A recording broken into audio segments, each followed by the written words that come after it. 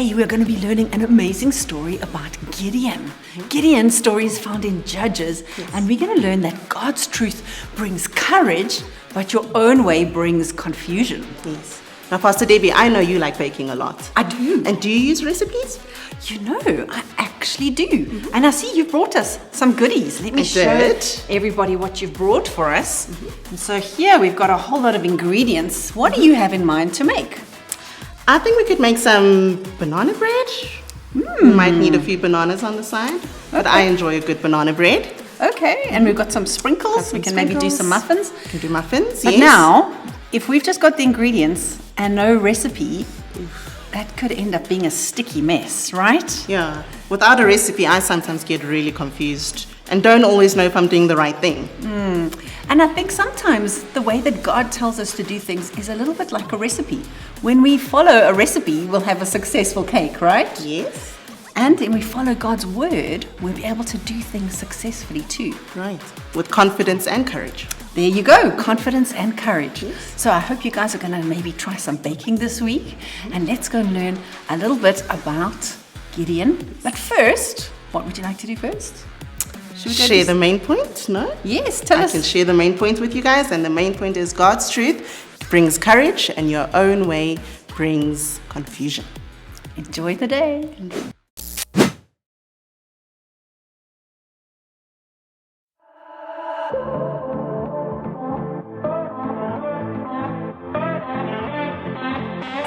Searching for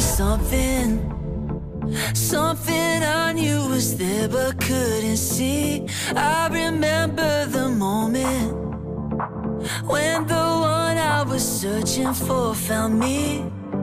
I can't make sense of it, no getting over it. How much your love changed everything. Oh, 'cause I know you now. How could I go without Jesus? You're more than enough for me. I don't need anything else. I need your love. I need your love. I don't want anything else. I need your love. I need your love.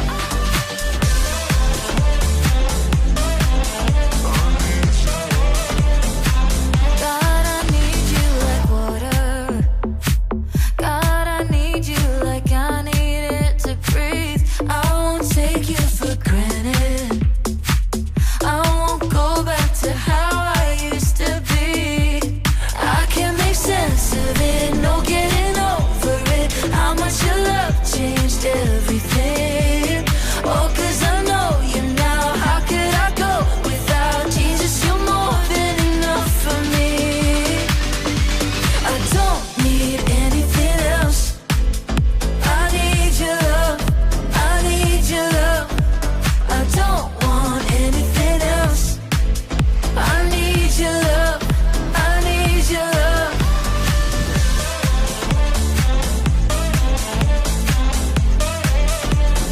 Na na na na na na.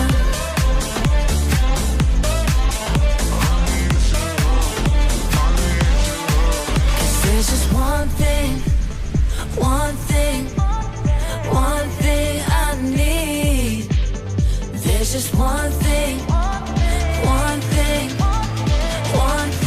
I need. I don't need anything else. I need your love. I need your love. I don't want anything else. I need your love. I need your love.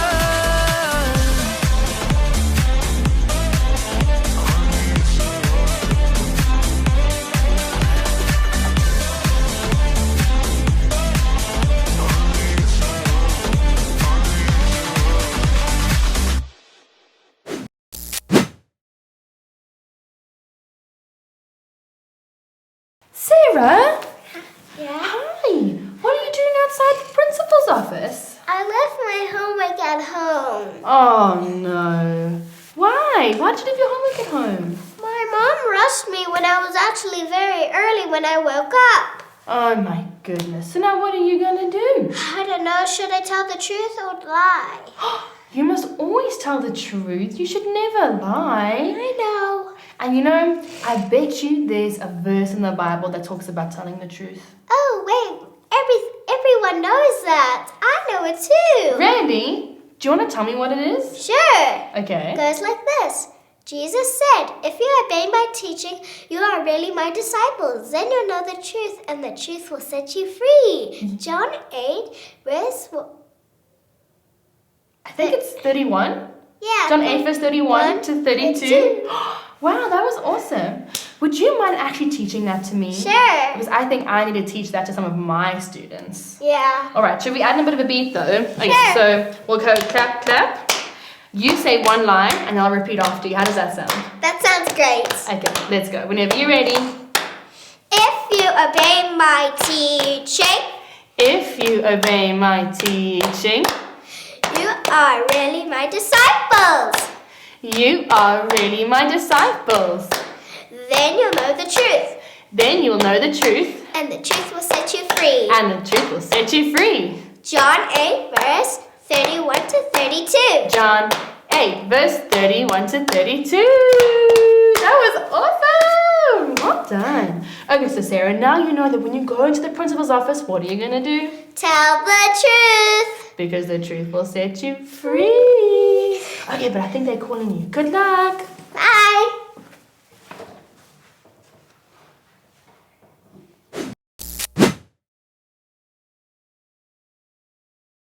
Hey guys, it's Jacob again, and I'm here to tell you another awesome Bible story. Today, we're learning about a guy named Gideon and how he found courage in trusting God. This whole story takes place in the book of Judges, chapter 6. This is what's happening. The Midianites and Amalekites have conquered and defeated the people of Israel, the Israelites, and they are basically bullying them. The Israelites are struggling. They don't have homes, and every time they grow crops or animals, the Midianites and Amalekites come and steal their crops and steal their animals. In fact, it says that they used to come in and burn down their houses and burn down their farms. This was really tough, and it was really difficult for the Israelites. They were struggling, and it says that there was a man named Gideon, and he was basically in a wine press, the place where they go and stomp on grapes to make wine. And he's in the wine press busy threshing wheat. He's taking out the little wheat germs so that he can make some flour. And while he's busy threshing this wheat, an angel of the Lord appears to him and says, "Mighty warrior, the Lord is with you." And Gideon looks at this angel and says, "Me? Do you know who you're talking to? My family is the poorest and the weakest family. I am the poorest and the weakest person in my family. There is no way you're talking to me, bro. I think you've got the wrong guy." And the angel says to him, "No, you are the man that I'm looking for. You're the right guy. You are going to set the Israelites free from these bullies, the Midianites and Amalekites. You're going to set them free." And Gideon's like, "Nah, I don't believe this. It's not true, Cap. Okay, if you really are an angel, right? Because he's testing him. He doesn't believe this angel. If you really are an angel, I'm going to go get some food. You wait right here under the tree, and I'll bring back the food for you." And so he goes to his house, and he gets some food, and he brings it back there. And he puts it in front of the angel on a stone, and the angel touches it. And immediately the food burns up and is gone instantly. And as soon as Gideon sees this, he's like, "Wow, this is really an angel. Oh my goodness, I'm so sorry. I didn't mean to say that, bro. Like, I believe you now. You really are an angel of the Lord." And then the angel says to him, "Since you know that I'm the true God, I'm serving the true God, there's an altar in the middle of town and an Asherah pole standing next to the altar. It was a place that was used to worship a false god, an idol named Baal. And so the angel says to him, go and destroy that altar and build an altar in my name, in God's name, and sacrifice one of your cows there on the altar. Not only do I want you to destroy that, but I want you to take the Asherah pole, the wooden pole, and burn that and use it to make the fire. And so Gideon says, okay, I can be strong, I can do that. And so he waits until the middle of the night when everyone is asleep. And he goes and he cuts down the pole. And he breaks down Baal's altar and he builds a new one. And he sacrifices a cow there to God in honor of God. And in the morning, the people of the town come out and they're like, whoa, who destroyed Baal's altar? And they're angry and they come looking for him. And they go on a whole detective hunt and they figure out that it was Gideon. He's the one who did it. And so they come to his house and they find Gideon's dad. And they're like, we want justice, we want Gideon. And Gideon's dad's like, whoa, isn't Baal God to you, right? So if he's really God, can't he sort this mess out on his own? And so the people are like, yeah, he is God, right? He can definitely sort this out himself. And so they rename Gideon Jerub-Baal, which basically means Baal will take care of himself. And it says that after that, to this day, Gideon's altar to God is still standing. Baal never did anything, and Baal could not do anything because he was a false god. And I'm sure this confused the people living in that town, and proved to them that God is the one true God. After all of this happens, the Amalekites and the Midianites, and it says the people of the east, all gathered together and formed an alliance to come and defeat the Israelites. And obviously this is scary. They crossed the border, they amassed all their armies, and they set up a camp. And Gideon sees this and he's like, no, it's not happening. I am sent to save the Israelites. And so he takes a ram's horn, a trumpet, and he blows it. And it says that all the armies of Israel came, and he sent messengers out to bring all the armies of Israel to come and fight. And then, right before they're getting ready to fight, Gideon begins to doubt himself and doubt God again. You remember how he tested the angel? Well, he decides to test God again, and it says he takes a fleece, which is basically like a blanket, like this, except it's made of sheepskin, made of fur, wool. And so basically he says, okay, God, I'm going to put out the fleece overnight on the grass. And in the morning, I want the fleece to be covered in dew, let it be wet, but the grass around it, I want that to all be dry. And if that's true, then I will believe that I am the right person, and this is the right thing to be doing. And so he puts the fleece out overnight, and in the morning it says the fleece was so wet that he could squeeze water out of it. Do you ever squeeze water out of your towel or your swimming costume? You squeeze the whole bowl's worth of water out of it. And then this is what happens in the last 2 verses of chapter 6. Gideon said to God, please don't be angry with me, but let me make one more request. Let me use the fleece for one more test.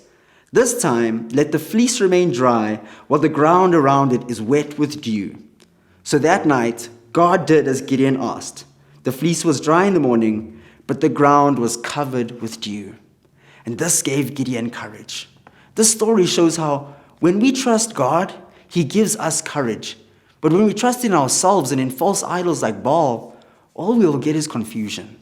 Trusting in God gives us courage, but trusting in ourselves just brings confusion. If you want to find out what happened to Gideon and the armies of Israel versus the Midianites and Amalekites, tune in next week to hear about Judges chapter 7. Bye, guys.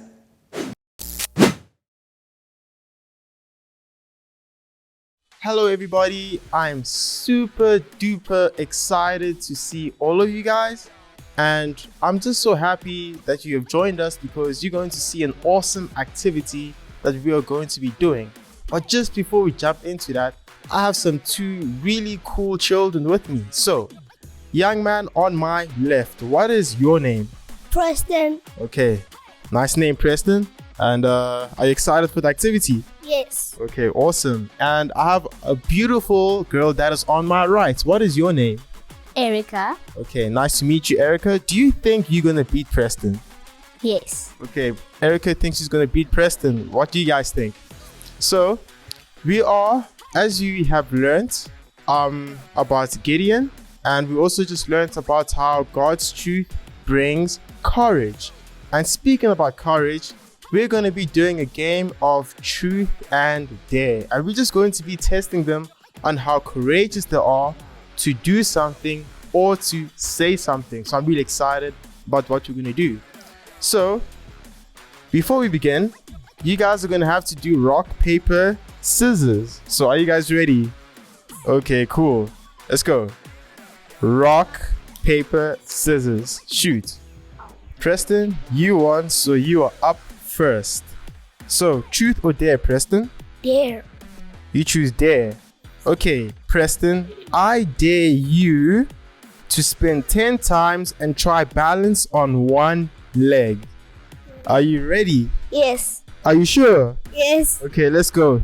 3, 2, 1, let's go. 1, 2, 3, 4, 5, 6, 7, 8, 9, 10. Okay, now balance on one leg. 1, 2, 3. Okay, you balance for 3 seconds. Good job. Can I get a high five? Yeah, that was pretty epic. Erica, truth or dare? Truth. Okay. Would you rather have a pet or a sibling? Pet. Okay, you'd rather have a pet. Can I ask why? Why would you rather have a pet? Because it's hard to have a sibling and it's easy to have a pet. Yes, you know, siblings can be quite a problem sometimes. And I have a little sibling, and she is my sister, and she gives me gray hair even at my age. Preston, truth or dare? Truth. Okay. Are you a dog or a cat person? I'm a dog person. You're a dog person. So can I ask, why are you a dog person? Why do you love dogs so much? Because they're furry and they're playful. Yeah, they're furry and they're playful. Do you have a dog yourself? No, but I play with my mom's one. Or you play with your mom's one? Erica, truth or dare? Dare. Okay. I dare you, Erica, to sing happy birthday as fast as you can. Are you ready? Yes. Wait. 3, 2, 1. Happy birthday to you. Happy birthday to you. Happy birthday, dear Erica. Happy birthday to you. Woo! Happy birthday. Okay, cool. That was pretty fast. And I could hear everything you said, so that was pretty impressive. Alright. Preston, truth or dare? Dare. I dare you to stand absolutely still for 20 seconds. Can you do that? Yes. 3, 2, 1. Let's go. 1, 2, 3, 4, 5, 6, 7, 8, 9, 10, 11, 12, 13, 14, 15, 16, 17, 18, 19, 20. That is impressive. You didn't even blink your eye. Like, whoa, like shout out to you. That's pretty cool.